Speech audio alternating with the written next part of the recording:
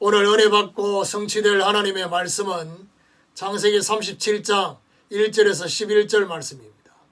창세기 37장 1절에 11절 말씀, 야곱이 가나안 땅 곧 그의 아버지가 거류하던 땅에 거주하였으니 야곱의 족보는 이러하니라.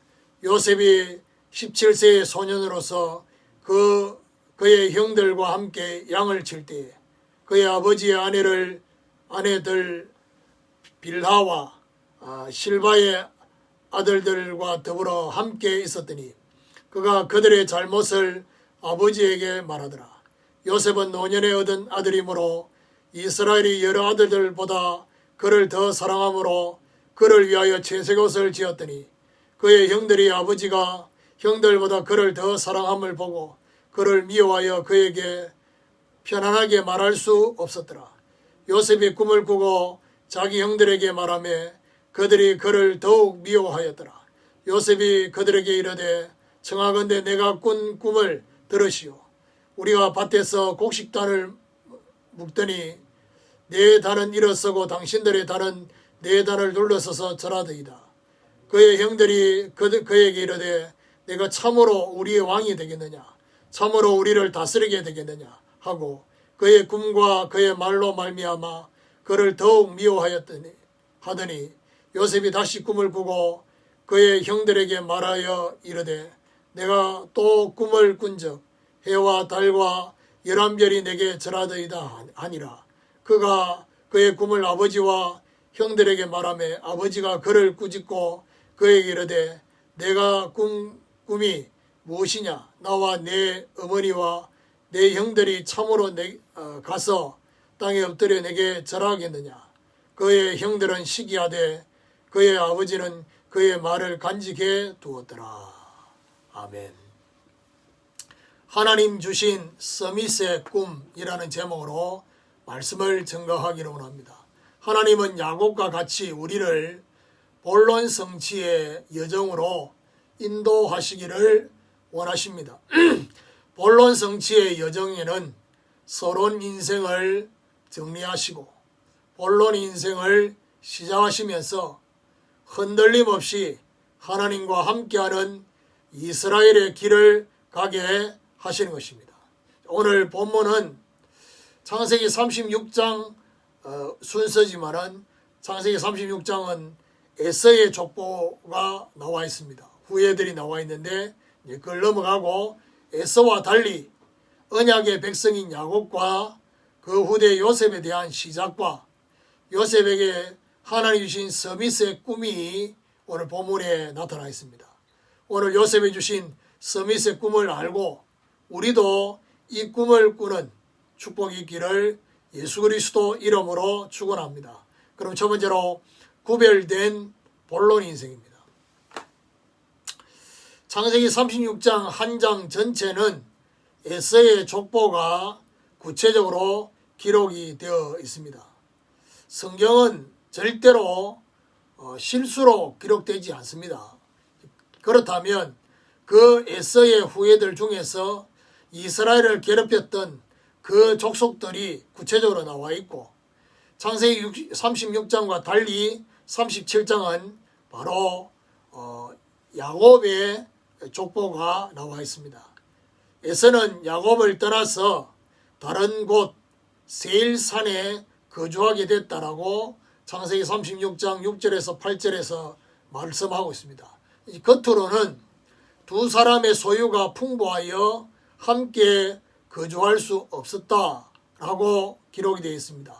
그렇지만은 영적인 의미로는 서론 인생과 본론 인생이 함께 갈 수 없다는 사실을 말해주고 있는 것입니다.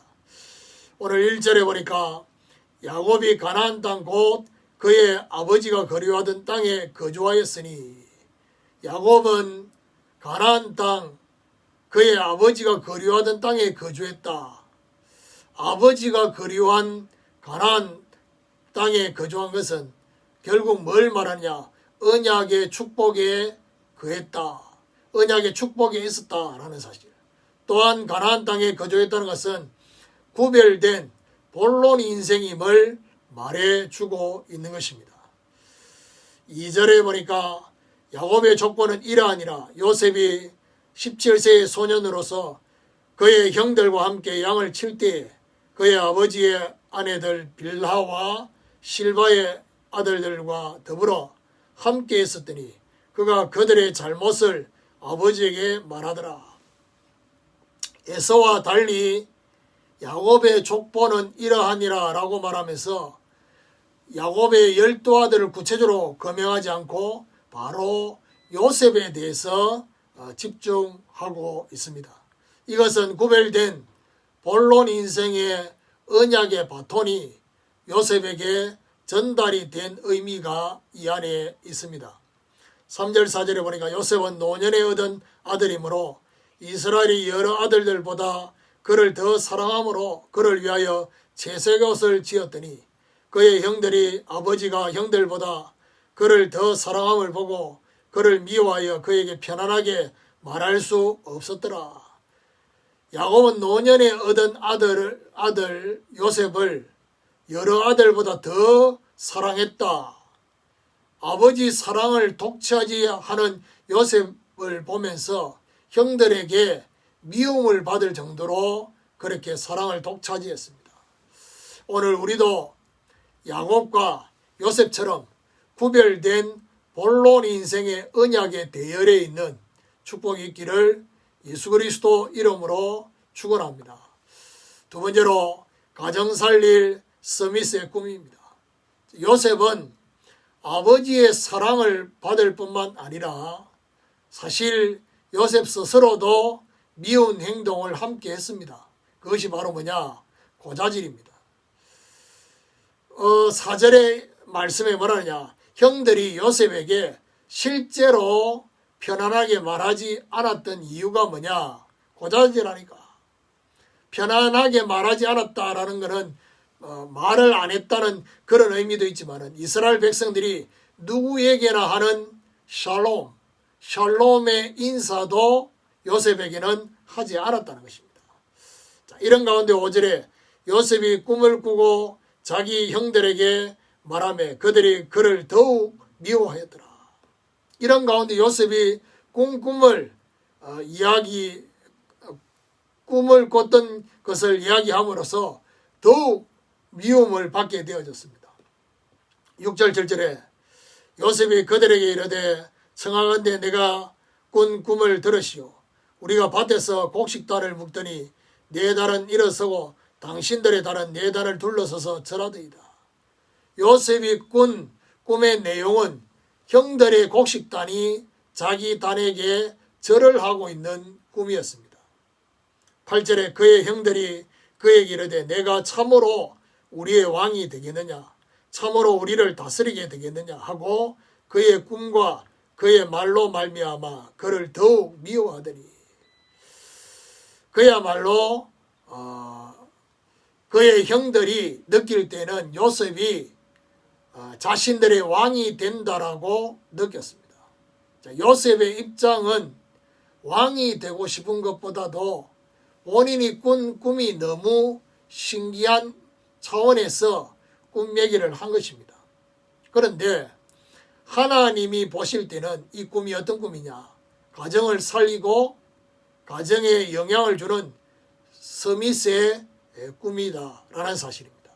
가정을 살리고 가정에 영향을 주도록 먼저 영적 스미스로 하나님은 만드실 그런 의미가 이 안에 있는 것이고 영적 스밋과 함께 가정 살릴 자리에 가게 될 것을 의미하고 있습니다.